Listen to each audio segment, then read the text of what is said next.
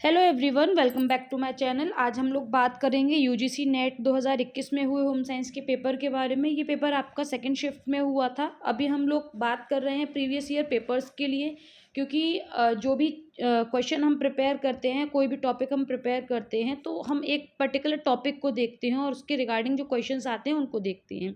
लेकिन अगर मेरा कॉन्सेप्ट अगर आप देखेंगे तो मैं हमेशा ये फोकस करती हूँ कि आप प्रीवियस ईयर पेपर्स को देखें, क्वेश्चंस को ज़्यादा सॉल्व करें। क्योंकि उससे क्या होता है कि जब आप एक पेपर को सॉल्व करते हैं या एक पर्टिकुलर क्वेश्चन को सॉल्व करते हैं तो you have 4 other options with that. तो आप उन 4 टॉपिक्स को एक साथ में कवर करते हुए, प्रिपेयर करते हुए चलते हैं, जो कि उसी टॉपिक से बिलोंग करते हैं। तो इसीलिए इसी कॉन्सेप्ट को ध्यान में रखते हुए आगे हम कुछ पेपर्स को सॉल्व करेंगे। अगर आपको किसी टॉपिक पर थियरी चाहिए जो आपको समझ में नहीं आ रही है, या फिर उसके रिगार्डिंग नोट्स चाहिए, तो आप मुझे कमेंट सेक्शन में बता सकते हैं, मैं वो भी आपके लिए अपलोड कर दूंगी। लेकिन फिलहाल कुछ दिनों के लिए हम कुछ पेपर्स को सॉल्व करेंगे, जिससे कि एक तो हम अपने आप को असेस कर पाएँ कि हमने अभी तक कितना हम लर्न कर चुके हैं, हम कितना कनेक्टेड हैं और हमको कितनी ज़्यादा प्रिपरेशन की ज़रूरत है। Because when we assess our self, तब हमें पता चलता है कि एक्चुअली हम किस पोजीशन पर हैं और हमें कितना और आगे बढ़ना है। सो बेसिकली इन चीज़ों को ध्यान में रखते हुए मेरा पर्सपेक्टिव ये है कि अभी हम कुछ पेपर्स को सॉल्व करते हैं और आगे बढ़ते हैं। तो सबसे पहला क्वेश्चन जो आपका यूजीसी नेट में 2021 में पूछा गया था वो था, व्हेन वाज द पोषण अभियान लॉन्च। देखिए, जब मैं आपके नोट्स पर प्रिपेयर कर रही थी तो सबसे पहला क्वेश्चन ये आया, तो उसके ऊपर मैंने आपको इससे पहले एक वीडियो प्रोवाइड की थी, जिसमें आपका ये पोषण अभियान कब लागू हुआ, किसने किया, कहाँ पर किया गया, कितने जिलों में किया गया, इसके कौन से 7 पिलर्स थे, XYZ सारी चीज़ों को कवर किया था। तो आपको इसका आंसर अब बहुत अच्छे से आता होगा अगर आपने प्रीवियस वीडियो देखी होगी तो।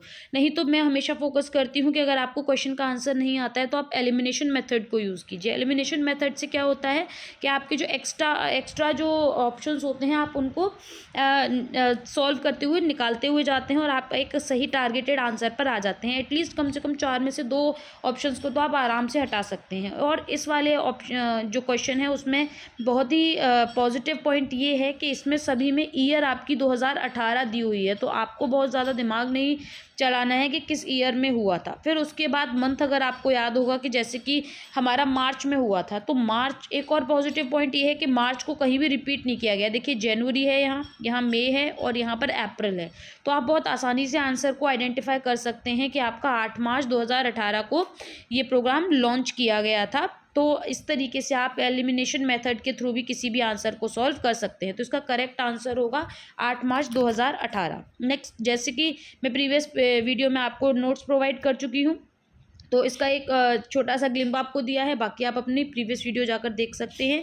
पोषण अभियान आपका 8 मार्च 2018 को लॉन्च हुआ था। इसका जो स्लोगन था वो सही पोषण देश रोशन है। ये झुंझुनू राजस्थान में लॉन्च किया गया था, नरेंद्र मोदी जी के द्वारा किया गया था। सबसे पहले 315 जो जिले थे उनमें आरंभिक साल में इसको किया गया था, बाद में 200 समथिंग और नेक्स्ट ईयर में ऐड किए गए थे, और ऐसे धीरे धीरे करके जिलों को ऐड किया गया था। और ये MWCD जो आपकी मिनिस्ट्री है उसके थ्रू चलाया जाता है, यानी कि ministry of women and child development. Home science के जो मोस्टली आपके जो प्रोग्राम्स रन होते हैं वो आपके MWCD के थ्रू ही होते हैं। और अब आपको एक दूसरा टास्क ये है कि आपको इसका फुल फॉर्म बताना है। फुल फॉर्म पोषण का क्या है वो मैंने आपको प्रीवियस वीडियो में बताया था, उसका फुल फॉर्म आप मुझे कमेंट सेक्शन में बताएंगे। This will help you to relocate your answer, कि आपको क्या आंसर थे, क्या था, आपने वीडियो देखी होगी तो आपको याद आ जाएगा। नेक्स्ट क्वेश्चन है आपका, व्हाट आर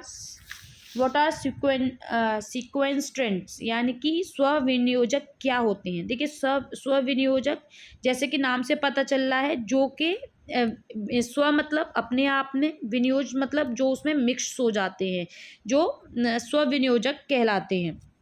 तो सबसे पहले आता है आपका, इसमें ऑप्शन है, they are added to keep the food stable. तो अगर ये स्व मतलब अपने आप में और घुलने वाला है तो ये फूड को स्टेबल नहीं रखेगा। तो पहला हमारा ऑप्शन जो है वो इनकरेक्ट हो जाता है। सेकंड ऑप्शन है, form a complex ion with metal like copper and iron.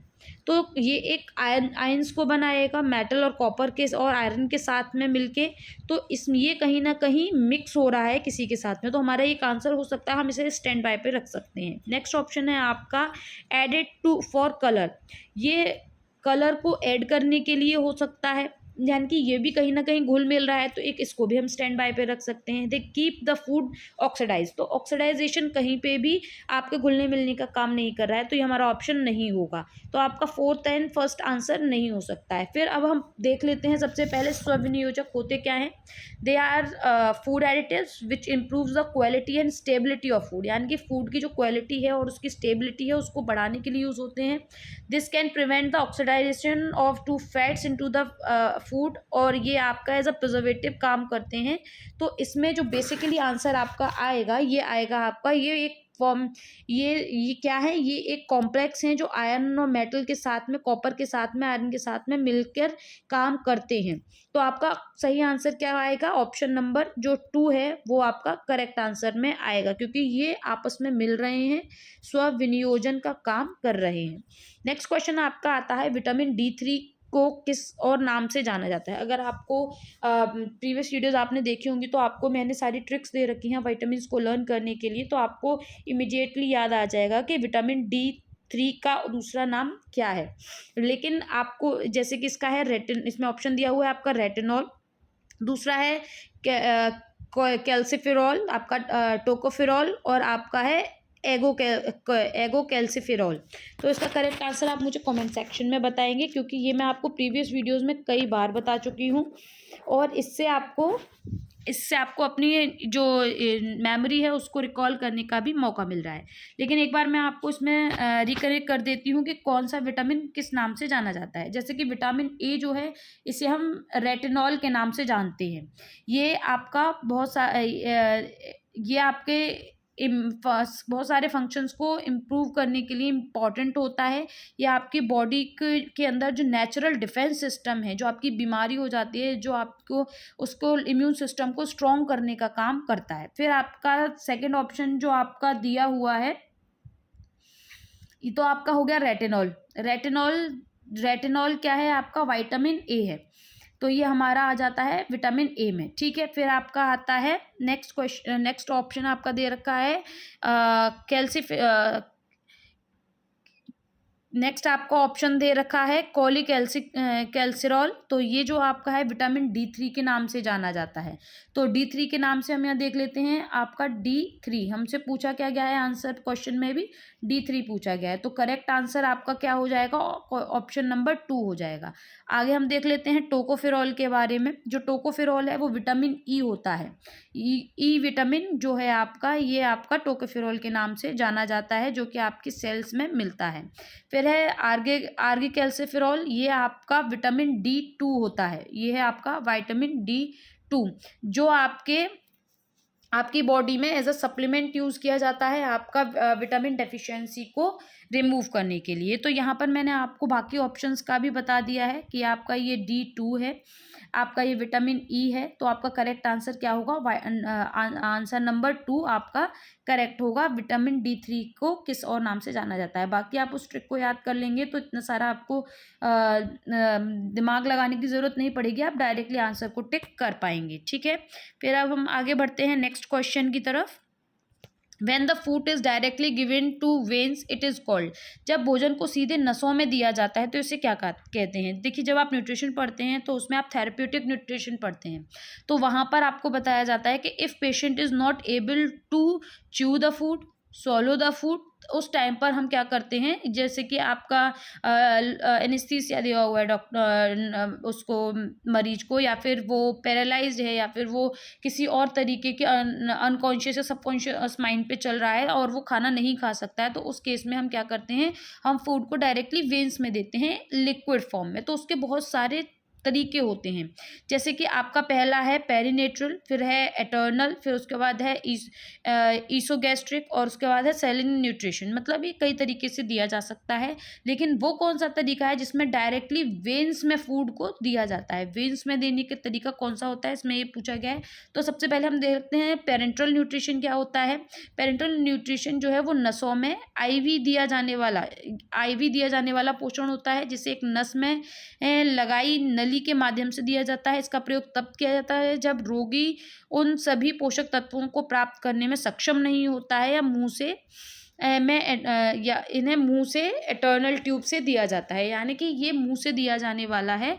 और जो आपके अंदर बॉडी में न्यूट्रिएंट्स को पहुंचाएगा। तो ये मुंह से दिया जाने वाला है। फिर है एटर्नल न्यूट्रिशन क्या होता है, तो कैंसर के इलाज में या उसके ठीक होने के बाद रोगी को वे सभी कैलोरी या फिर पोषक तत्व नहीं मिल पाते हैं जो मुंह से लेने की ज़रूरत होती है। नली के द्वारा पोषण या एटर्नल पोषण पेट या आंत में डाली ट्यूब के माध्यम से ये तरल जो पदार्थ है वो पाउडर जैसे आपका बेबी फूड वगैरह है वो देने का काम करता है। तो ये कैसे है, जब इसमें मुंह से नहीं दे सकते हैं, जबकि पेट या आंत में डाली हुई ट्यूब के माध्यम से इसमें देते हैं। आगे हम देख लेते हैं नेसोगैस्ट्रिक फीडिंग क्या होती है। नेसोगैस्ट्रिक फीडिंग जो है वो आपकी नाक के माध्यम से दी जाती है, जो कि जो ट्यूब है उसको नाक से स्टमक तक पास किया जाता है। तो ये आपकी नेसोगैस्ट्रिक होती है। फिर उसके बाद है सेलिन, ये डॉक्टर द्वारा निर्धारित की जाने वाली दवा है जो मेडिकल स्टोर से आपके कुछ प्री फॉर्म्ड बॉटल्स आती हैं, न्यूट्रिएंट्स आते हैं जिनका डिहाइड्रेशन के टाइम पर जो निर्जलीकरण होता है, पानी की कमी होती है, उस टाइम पर ये दिया जाने वाली दवा है जो कि मेडिकल स्टोर पर प्री प्रिपेयर्ड मिलती है। तो आपके 4 ऑप्शन थे, चारों को हमने पढ़ लिया। तो क्वेश्चन को दोबारा देख लेते हैं कि डायरेक्टली वेन में किसको दिया जाता है। तो देखिए डायरेक्टली वेन में आपका इटर्नल न्यूट्रिएंट्स को दिया जाता है। तो इसका करेक्ट आंसर क्या हो जाएगा, ऑप्शन नंबर 2।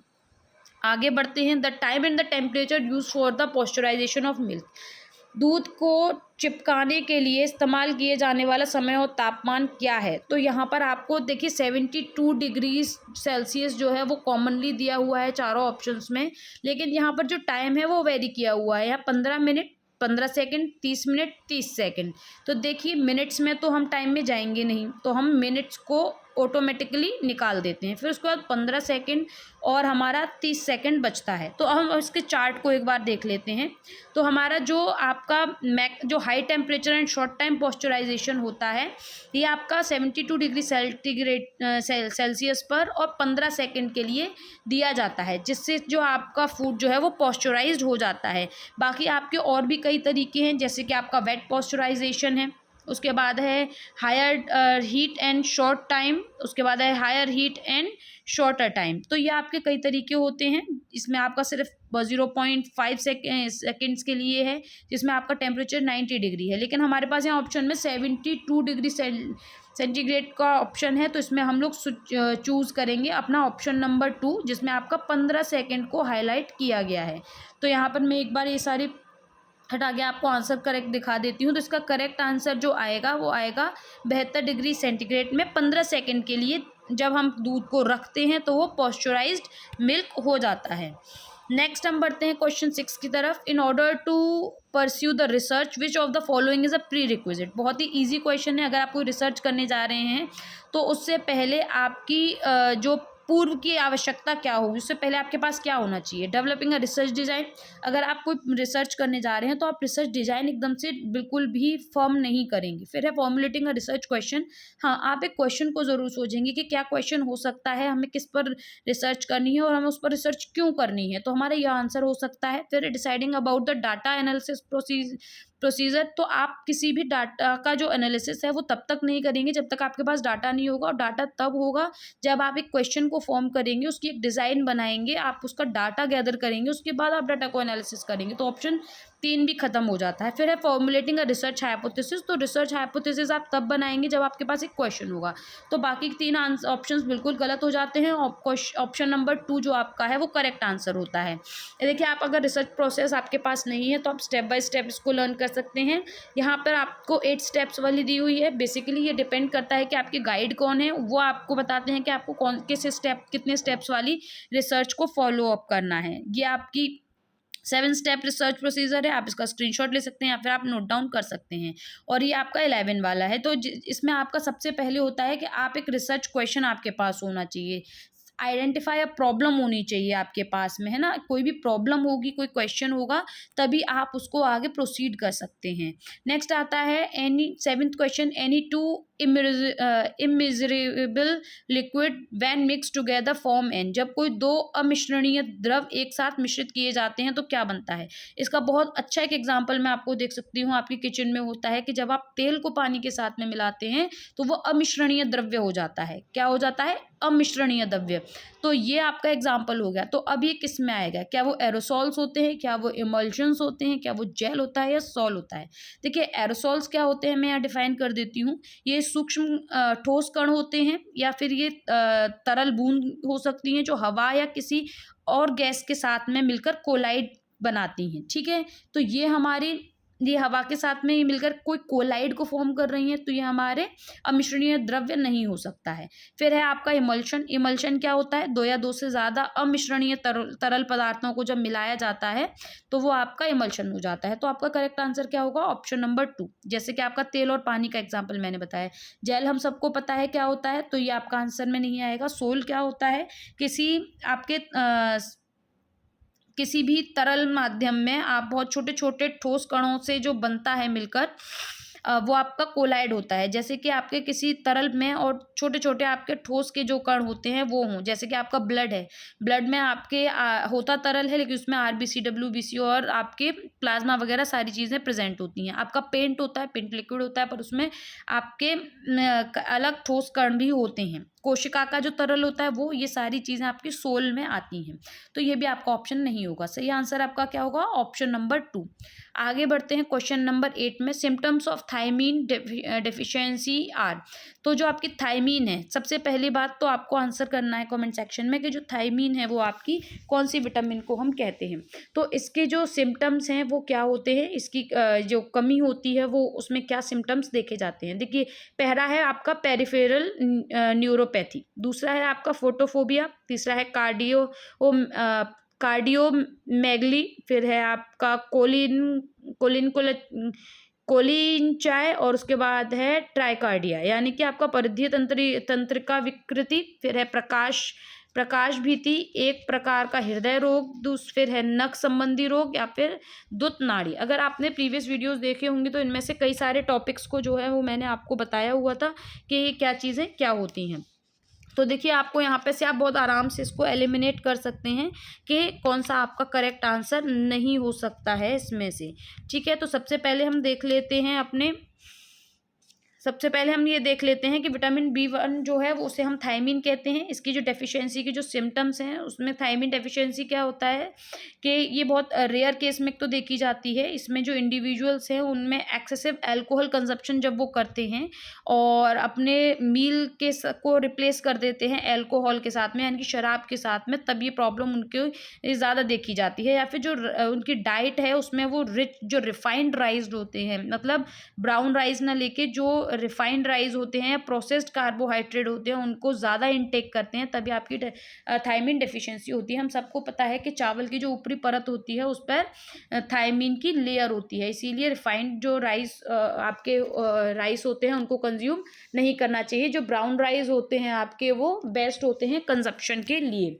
तो ये तो आपका थायमीन का रीज़न हो गया। ठीक है, कि हमारा B1 जो थायमीन है वो क्या होता है और कैसी उसकी डेफिशिएंसी होती है। अब सिम्टम्स क्या आते हैं इसमें सिम्टम्स कई प्रकार के आते हैं आपके। एनोरेक्सिया हो सकता है, आपका मसल क्रैम्प्स हो सकते हैं, मतलब मसल्स में आपको पेन हो सकता है। फिर उसके बाद है आपका muscle atrophy, poor memory, sleepiness, irritability और आपका ट्राइकार्डिया। फिर है हाइपोटेंशन, चेस्ट पेन, आपका डिस्फेजिया, कॉन्स्टिपेशन एंड फटीग। इस तरीके की प्रॉब्लम्स आपको देखने को मिल सकती हैं। तो इस क्वेश्चन का करेक्ट आंसर हम लोग अब देखते हैं एलिमिनेशन मेथड के थ्रू। तो सबसे पहले इसमें हम देखते हैं कि देखिए सबसे पहले हम आते हैं कि इसमें आपका क्या प्रॉब्लम नहीं हो सकती है, तो उसका एरेडिकेशन करते हैं। तो आपको पता होगा कि पेरिफेरल जो न्यूरोपैथी है वो आपका विटामिन B6 की कमी के कारण होती है, यानी कि आपका पैराडॉक्सिन जो है उसकी कमी से होता है। तो थायमीन में ये आएगा नहीं, तो हमारा ऑप्शन ए जो है वो आपका इनकरेक्ट हो जाएगा।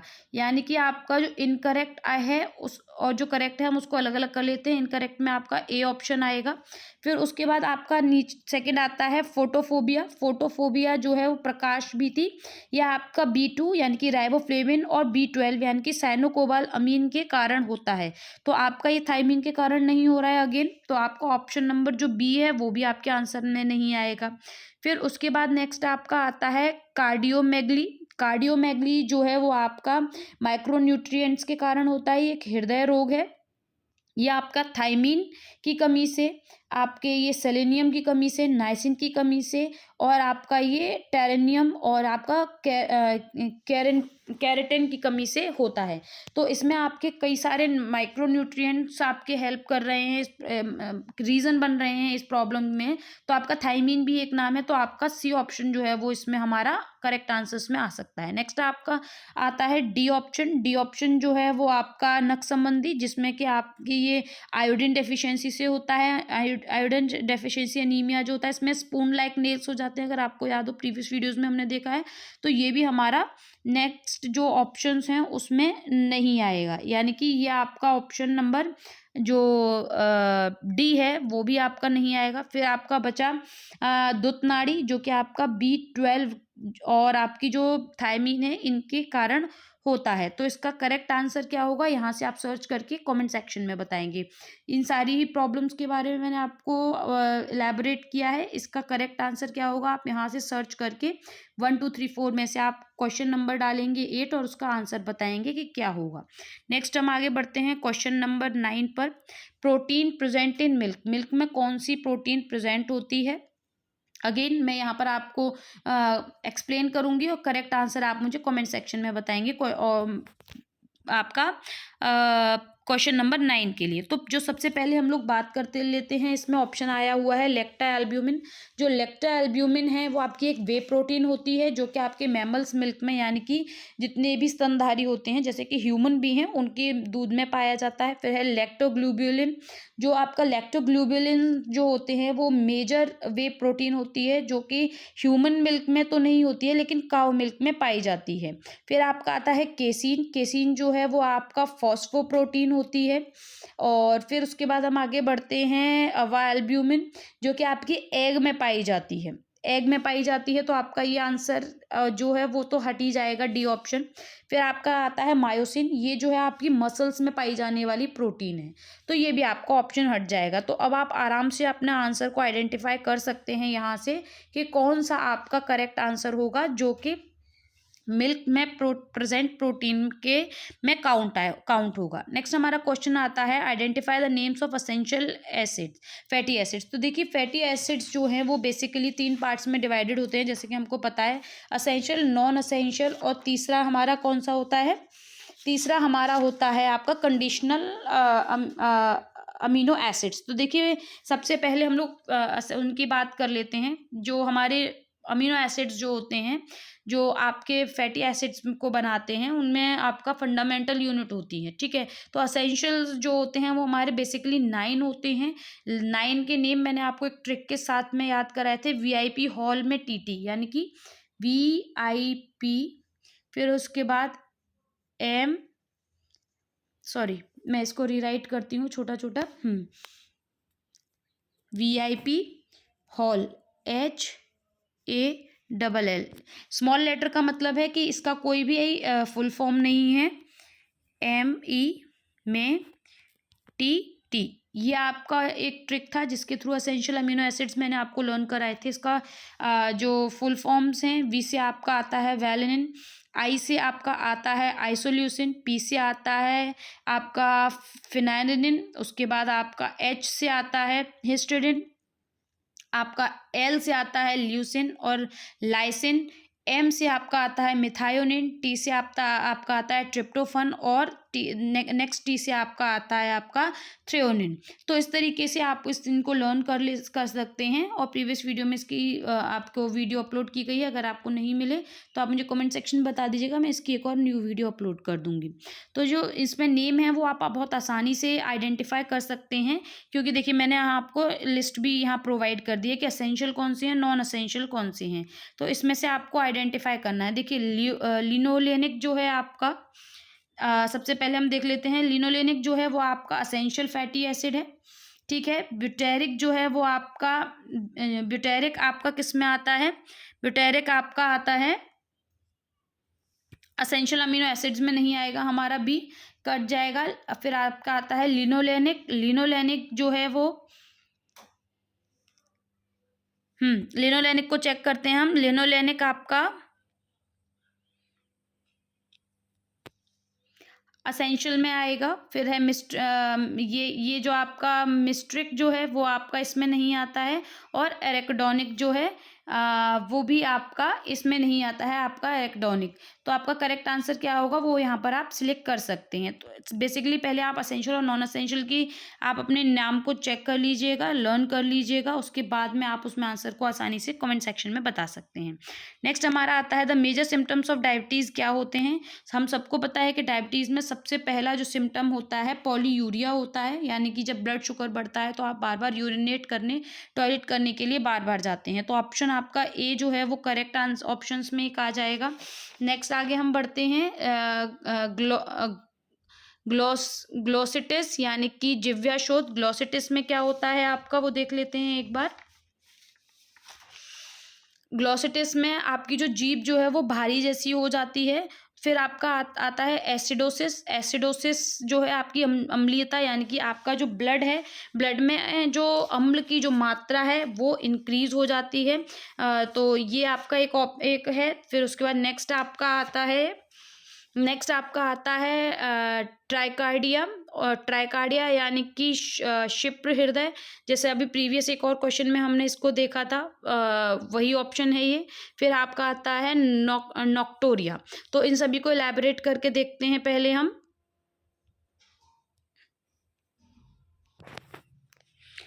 तो पॉलीयूरिया आपका बहुमूत्रता हो गया, जो कि आपका डायबिटीज़ में पाया जाता है। फिर आपका आ गया ग्लोसिटिस यानी कि जिव्याशोथ, जो कि आपका B12 की डेफिशिएंसी से होता है, और ये आपका डायबिटीज़ का ही एक सिम्टम में आता है।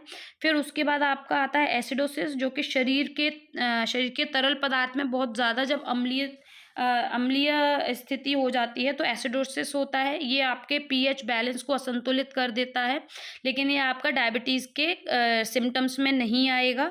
फिर उसके बाद आपका आता है टैक्रिकार्डिया यानी कि क्षिप्र हृदय। ये आपके जब हार्ट बीट पर मिनट 100 से ज़्यादा बीट करने लगती है तो ये आपका हार्ट फेलियर की पोजीशन में आ जाता है।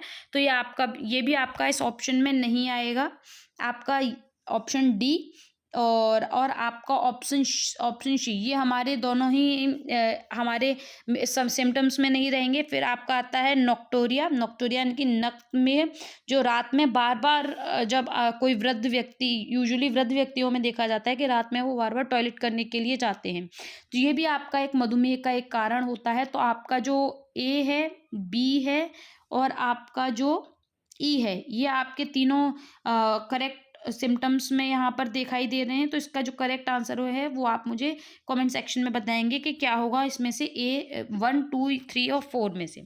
तो यहाँ पर हमारे आज के जो क्वेश्चंस हैं वो सारे हम लोगों ने देख लिए हैं 11। नेक्स्ट वीडियो में नेक्स्ट 11 को हम देखेंगे। वीडियो अच्छी लगी हो तो लाइक शेयर एंड कमेंट करें। कोई भी डाउट हो या फिर कुछ आप पूछना चाहते हैं तो वो भी आप कमेंट सेक्शन में पूछ सकते हैं। Thank you for watching my video and have a good day. Bye bye.